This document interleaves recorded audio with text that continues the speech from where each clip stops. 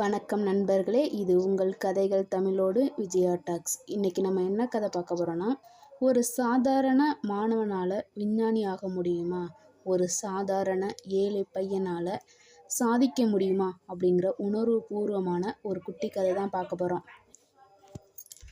ஒரு சிறிய கிராமம், பெயர் தெரியாத இடம். அந்த இடத்தில் தான் பிறந்தான் ராமு. மண் வீட்டில் பிறந்தவன். பள்ளி செல்வதற்கு கூட காலணி இல்லாமல் நடக்க வேண்டிய நிலை. பசுமை, பசும்புல் சூழ்ந்த ஒரு பள்ளி. ஆனால் ஆசிரியரிடம் ஒரு குறை. இந்த பையனுக்கு ஞாபகமே சரியில்லை, ஒரு ஹோம்ஒர்க் செய்ய மாட்டேங்கிறான், படித்ததை ஒழுங்காக எக்ஸாம் எழுத மாட்டேங்கிறான் அப்படின்னு திட்டிகிட்டே இருக்காரு. ஃப்ரெண்ட்ஸு கூட சிரிக்கிறாங்க. இவன் கண்டிப்பாக தேர மாட்டான், எப்படி இருந்தாலும் இந்த வகுப்புலே தங்கிடுவான் அப்படின்லாம் கேலி செய்கிறாங்க. ராமு ஒரு கட்டத்துக்கு மேலே அவனால் தாங்க முடியல.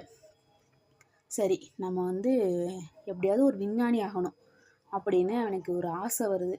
அந்த கனவோடு தினமும் காலை 4 மணிக்கு எழுந்து படிக்க ஆரம்பித்தான். நீண்ட நாள் பயணத்தில் தோல்விகள் வந்தன. தேர்வில் குறைந்த மதிப்பெண்கள். ஆனாலும் அவன் தன்னம்பிக்கையால் தேர்ச்சி பெற்றான், முன்னேறினான். 10 வருடங்கள் கழிந்தன. அந்த பெயர் தெரியாத ராமு ISROவில் ஒரு ராக்கெட்டை வடிவமைக்கும் குழுவின் தலைவராக ஆனார். ஒரு நாள் ஊருக்கு வந்து பேசினார். நீங்கள் என்னை கேலி செஞ்சதுனால தான் நான் இந்த நிலைமைக்கு வந்தேன், அதனால் உங்களுக்கு தான் நான் நன்றி சொல்லணும் அப்படின்னு சொன்னான். அவனை கேலி செஞ்ச ஃப்ரெண்ட்ஸு அதே ஊரில் அவங்களுக்கு கிடைச்ச வேலையை செஞ்சுட்டு சம்பாதிச்சிட்டு இருந்தாங்க.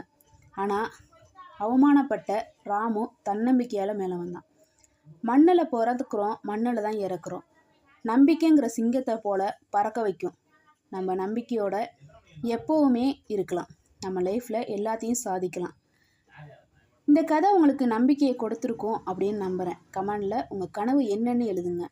லைக் பண்ணுங்கள், ஷேர் பண்ணுங்கள், சப்ஸ்கிரைப் பண்ண மறந்துடாதீங்க. மீண்டும் அடுத்த காணொளியில் சந்திக்கலாம். பாய்.